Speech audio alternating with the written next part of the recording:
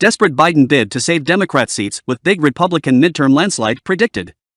The crucial midterm elections in America take place on Tuesday, November 8 next week. Joe Biden has been forced to resort to target seats the Democrats already hold in the midterm election as he desperately bids to prevent a Republican landslide victory.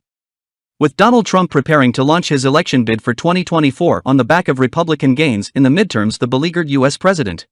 Associated Press in the U.S. has reported Mr. Biden is now focusing on Democrat incumbents as a last-ditch hope to prevent the Republicans getting a big majority in the House of Representatives and a majority in the Senate.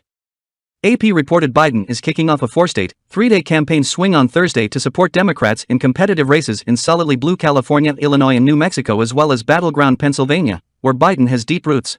Hopes that bringing out former U.S. President Barack Obama to lead a late charge last weekend has apparently failed to move the dial as Americans angry over the cost of living with inflation as the number one political issue are prepared to punish the current Democrat administration.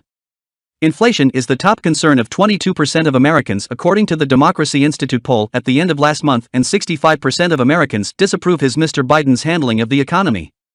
Already 55% believe that Trump was a better president, with buyer's remorse from the 2020 election settling in, according to Democracy Institute Director Patrick Basham. Issues like the Supreme Court's decision to end the automatic right for abortion for women have also failed to help save the Democrats.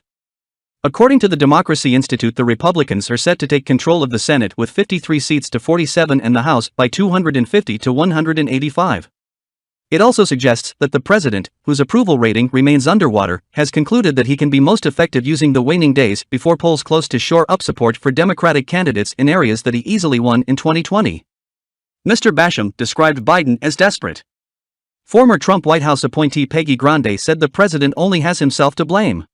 She said, if President Biden would self-reflect and look at the wake of failure surrounding him, perhaps instead of blaming consumers or small business owners or corporate America or the ever-present strawman of racism, he would realize that the string of failures stretching as far as the eye can see began right at his feet, where he tipped that first domino of destruction on day one of his presidency.